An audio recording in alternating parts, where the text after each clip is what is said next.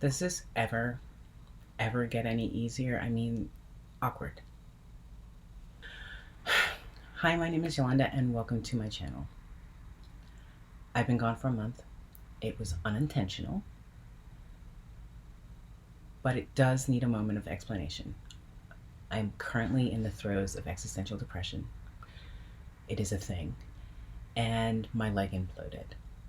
I will talk about what happened to my leg in my next video if I can get through it without crying. I'm okay. I have a brand spanking new black woman therapist and I'm wearing compression socks, but making them fashion. Disclaimer, I'm grown and I cuss. In case you're sensitive to strong language or the children's are around, I'm going to take a sip of this water. It's just water. It's too early in the day. And it's still January. Sadness. Okay, now that people have exited, I'm going to launch into my screen. The community is up in arms again about the has-been personalities of old YouTube. Dramageddon 4 is going down, and I couldn't care less. Can we leave the big beauty gurus in 2019 where we should have left them? Please and thank you. I want to talk about Hourglass. Us, of the deeper skin tones, have been calling for Hourglass to be more inclusive for years. More recently, my two favorite Canadians, Samantha Ravindal and Jennifer Rose, have also had enough. And the rest of us should as well. Being the rational that I am, the plea to stop buying Hourglass is not an emotional one. We all know that doing the right thing based on our values only takes us so far. I mean, those powders are beautiful, allegedly. My argument when I go after this brand and the many brands like it, is it just the racism? My conclusion in every case when I do this exercise, whether it be with brands or YouTube personalities, is no, it's not just the racism. It's always racism and. So why is Hourglass investing deeply in the next iteration of Outrage marketing?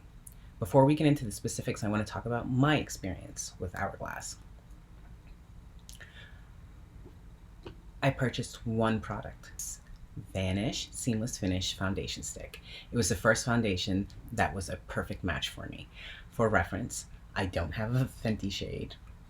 It would be around $370 or Lancome or an R shade.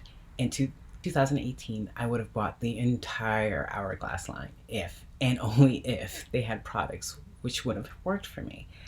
I fall hard for brands who have elegant products and packaging, but the primary function of makeup for me is that, can I use it? As I was exploring the products that many of my favorite YouTube personalities keep going on about, those products just don't work on my skin tone and anyone who is a shade deeper. Yeet. Oh, by the way, my shade in the Vanish Seamless Finish Foundation Stick is Golden Almond.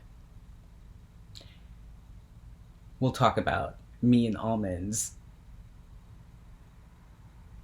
some other time. But yes, my shade in Tom Ford is also Warm Almond. I have a cool almond shade. Anyway, as I'm prone to do, based on my personality type, when I hear a chorus of why, I go on the hunt for the answer. Hourglass Outrage marketing strategy on steroids.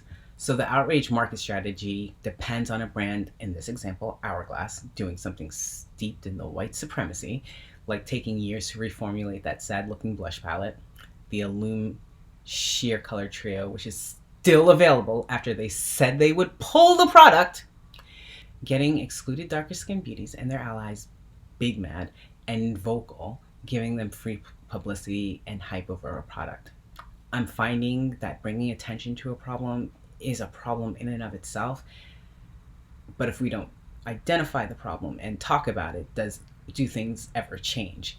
It is a conundrum. I haven't figured it out yet. They doubled down on the outrage and fury inducing madness with their latest release of the Ambient Lighting Palette Volume 2 by catfishing us with a beautiful deep skin model using a palette filled with 3 existing shades which she couldn't possibly use.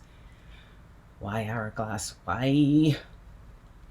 The answer is that it's a cost-effective way to bilk many a white woman out of her hard-earned and a few unaware medium to deep-skinned consumers as well. Why spend the money on pigment, or a sales team, or anyone in development when you have a color palette of about 30 powders that have been around for the bulk of the company's existence? You can arrange and rearrange, repackage, and sell without doing an iota of work. And the how of it?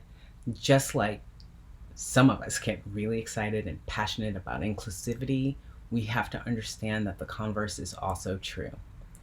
More consumers of makeup than we want to admit will run out and buy a product because it is exclusive of women who are of a deeper skin tone, especially here in America.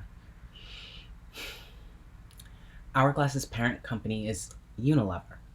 The more serious and dangerous part of my argument lies in the fact that one of Unilever's most popular product lines is Glow & Lovely, formerly known as Fair & Lovely.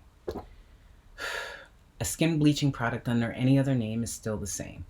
This product has been killing the self-esteem of brown women worldwide, and the purported side effects of prolonged use of the skin brightening creams include skin cancer, liver failure, skin photosensitivity, and mercury poisoning.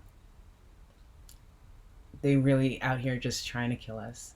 The marketing of colonialism and colorism in one convenient cream. Hourglass / Unilever has little to no incentive to be inclusive because the white supremacy is baked into their business model. Let's stop buying into it for 2021.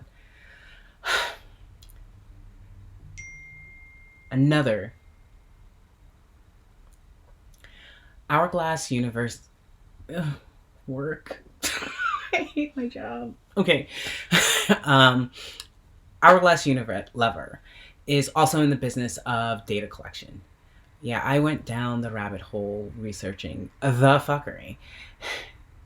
They know the strategy of riling up their consumers, regardless of hue, is sound business because they know about you and your preferences and what your tolerance for injustice is. And this worries me because every time we see them do it, we know they make money from either your ignorance, your prejudices, or your indifference, or our anger over the subject.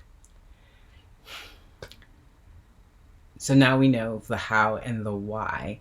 I would be very interested in seeing someone who has most or all of the Hourglass powders do a comparison between the powders, especially those blushes. They say they have 8 shades, but to my eye, from the swatches, it looked like 4 of the same pink and then 4 other pink adjacent colors. If we can't get them to stop doing it because it's racist, then it's just a little racist. By we, I mean you, because I'm not buying it. It looks like maybe they will expand their color palette when we all realize that you keep buying the same powders over and over and over again every time they release it in an edit or an edit 2 or some kind of holiday packaging. Let's stop buying the packaging and realize that we're not buying good makeup. So, something I learned in a networking class years and years and years ago was to ask, do I know someone who knows Samantha Ravindal or Jenna Froese or Mel Thompson, Michelle Wong, or really anyone who does these types of videos would be interested in doing a comparison video where we actually see once and for all that like years and years have gone by and you guys have bought like all of the same powders and we can stop talking about the brand because they haven't come out with anything new. Please like, share, subscribe. I haven't suffered ego death yet, and I'm not nearly as self-satisfied as I would like to be. But in all seriousness, the comments and engagement mean the world to me. I will be back, hopefully in like 3 days. We're doing this today.